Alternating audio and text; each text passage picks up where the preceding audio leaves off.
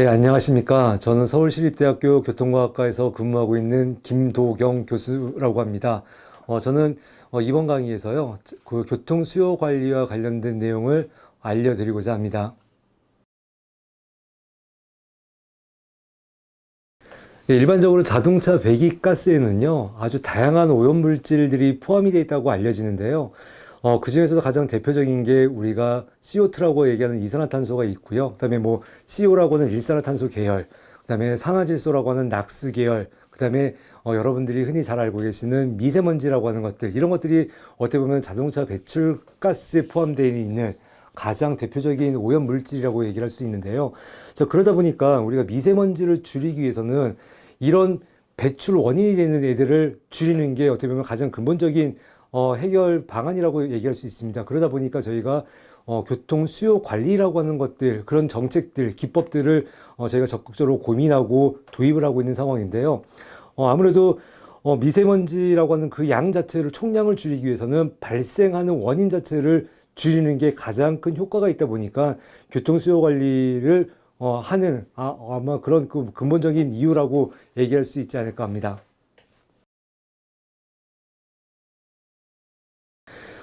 미세먼지가 발생되는 메커니즘을 보게 되면은요, 뭐 이게 좀 여러 가지 사실 그 원인에 의해서 미세먼지가 발생이 되는데 가장 대표적인 건 1차적으로는 이제 그 자동차 화석 연료가 연소되면서 그 연소 과정에서 발생되는 어떤 미세먼지가 어떻게 보면 1차적으로 직접적으로 발생되는 원인이라고 얘기할 수가 있고요. 두 번째로는 이제 여러 뭐 공사 현장이나 이런 데서 발생되는 먼지들, 비산먼지로부터 발생되는 미세먼지들이 있는데 이런 것들이 어찌됐건 우리 공기 중에 다 함께 떨어다니고 있는 상황이거든요.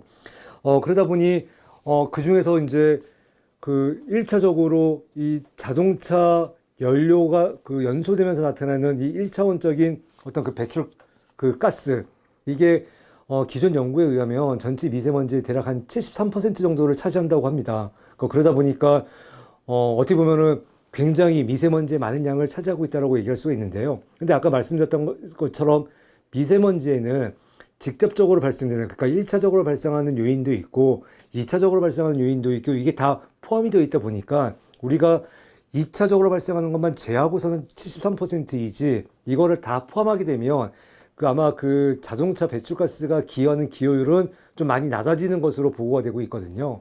그래서 어찌됐건 뭐 전체적인 뭐 그 기존 연구 결과들을 살펴보게 되면 이 자동차 통행량, 그러니까 자동차에서 배출되는 배출가스로 인한 미세먼지의 기여는 분명히 있다라고 얘기를 하니 어느 정도 좀 상관관계는 있다라고 얘기를 할 수 있겠죠.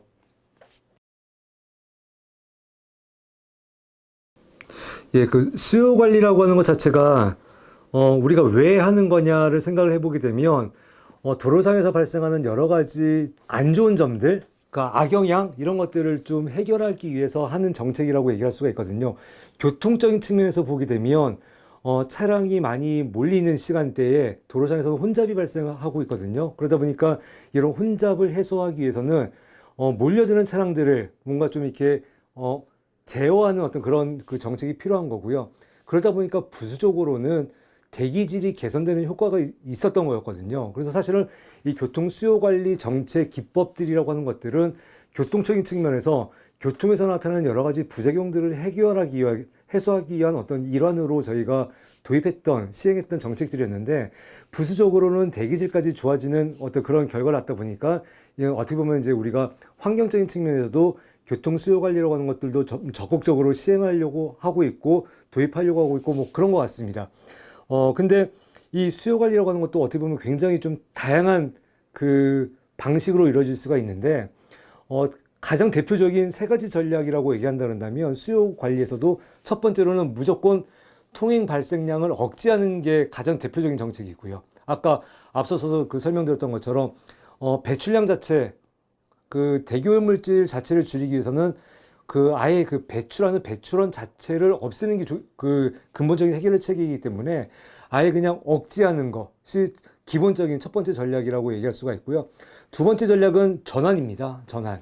우리가 흔히 그러니까 물론 이제 뭐 자동차뿐만 아니라 버스, 화물차 다양한 차종들에서 다양한 그 대기 오염물질이 발생을 하고 있는데 저희가 실제 도로상에서 그 다니고 있는 차량들의 차종 구성비를 보게 되면 아직까지도 개인 승용차가 압도적으로 많이 차지하고 있는 건 사실이거든요.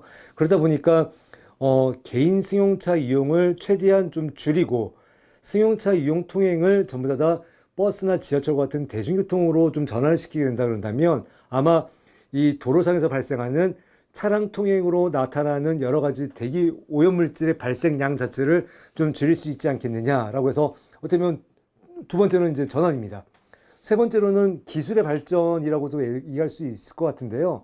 과거의 차량들은 전부 다 화석연료 기반, 화석연료를 그 동력원으로 사용해서 그 운행했다 그런다면 요즘에는 그 전기차, 그다음에 수소차, 그다음에 하이브리드 차와 같은 다양한 친환경 자동차들이 좀 그 도입되고 있는 상황이거든요. 그러니까 이런 차량들이 기존에 있는 화석연료 자동차를 대체하고 그런다면 통행량 자체는 똑같다.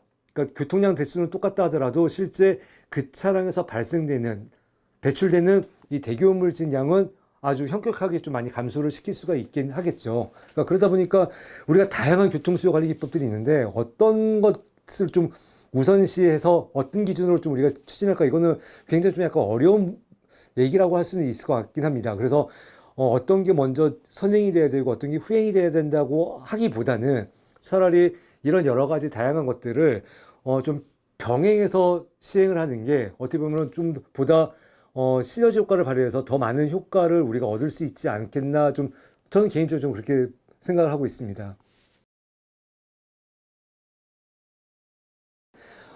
실제 이 수요 관리라고 하는 게 어떻게 보면 그 개념은 굉장히 간단하잖아요. 도로상에 통행하고 있는 차량들의 숫자를 줄이겠다. 근데 이 숫자를 어떻게 줄일 거냐에 대한 어떤 그 방향이 좀 이렇게 다양하게 우리가 추진하는 거였는데 결국 궁극적으로는 도로상의 차량들을 좀 많이 빼내자.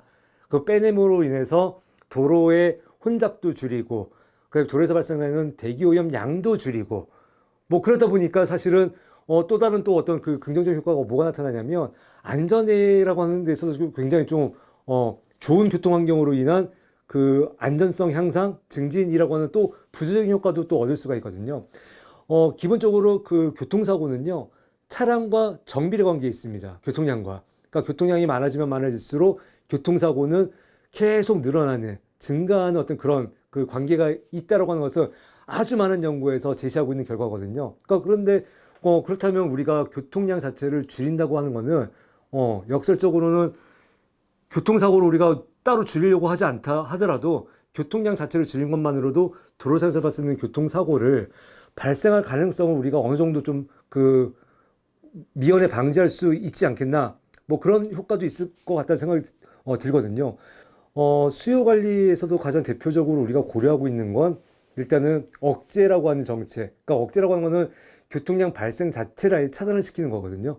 그러니까 우리가 지금 최근 한 2년 동안은 코로나로 인해서 좀 사회가 좀 여러 가지 이전과는 좀 다른 환경 속에서 우리가 지내왔는데, 가장 대표적인 게요. 재택근무가 좀 이전에 비해서 굉장히 많이 확산이 됐었습니다.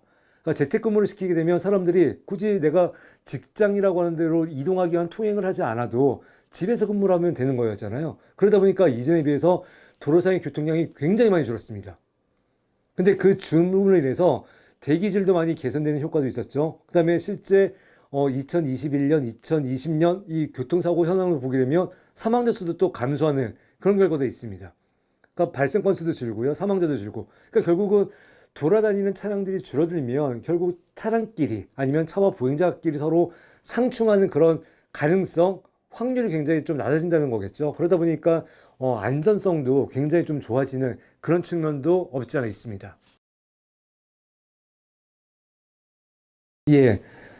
앞서서 좀 약간 설명을 드리긴 했는데요. 그 수요 관리 정책을 가장 대표적으로 저희가 네 가지로 좀 구분하고 있습니다. 첫 번째는 아까 억제라고 하는 거, 통행량 발생 자체를 억제하는 거. 그러니까 가장 대표적인 게 재택근무가 있고요. 그다음에 직장하고 그 주거지를 굉장히 그 가깝게 저희가 그 계획을 하게 되면 우리가 흔히 이제 직주 근접이라고 표현을 하잖아요.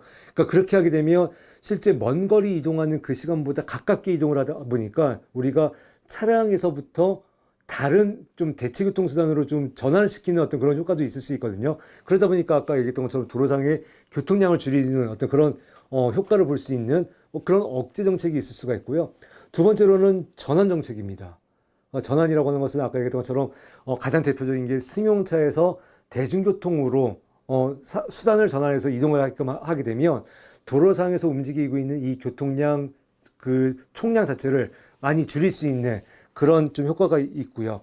그다음에 지금 남산 터널에서 시행하고 있는 혼잡 통행료 같은 거 이런 것들도 어떻게 보면 좀 우리가 세제적으로 접근하는 방법이긴 한데 이런 어떤 세금을 부여를 하게 되면 아무래도 개인 승용차를 몰고 다니면서 내가 지불해야 될 금액이 많아지면 많아질수록 승용차를 포기하고 대중교통으로 넘어가려고 하는 어떤 그런 그 경향성이 나타날 수가 있거든요. 그러므로 인해서 통행량을 좀 자연스럽게 감축시키고자 하는 그런 정책이 대표적인 두 번째 그 전환 정책이라고 얘기할 수가 있고요.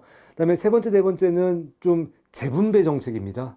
재분배. 어쨌든 우리가 총량을 줄일 수가 없다라고 한다 그런다면, 총량을 줄이는데 한계가 있다 그런다면, 이게 한 시간, 어떤 특정 시간대에 몰려서 움직이는 것들을 좀 그 억제하고, 이걸 좀 시간대별로 쫙 배분을 좀, 시간대별로 그 분포를 다시 좀 시키는 거죠. 이걸 이제 시간적 재분배라고 얘기할 수가 있고, 또 공간적으로도 재분배를 할 수가 있습니다. 어떤 우리가 보게 되면 광화문이나 강남이나 이렇게 대표적인 도심 지역, 부도심 지역 이런 쪽으로 통행들이 막 그 집중되는 현상들을 보이고 있잖아요. 이런 것들에 대한 좀 약간 분산 정책이라고 생각하시면 될 것 같습니다. 그러니까 시간적 분산, 공간적 분산.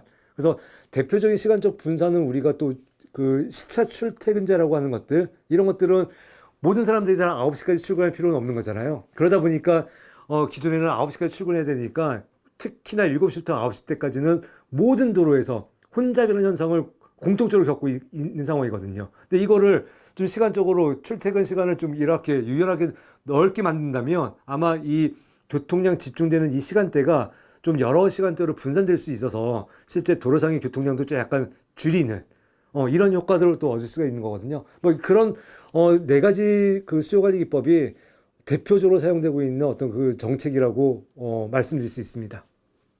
자, 미세먼지에 대해 더 잘 알 수 있었죠? 그러면 이어지는 영상도 많은 시청 부탁드리겠습니다.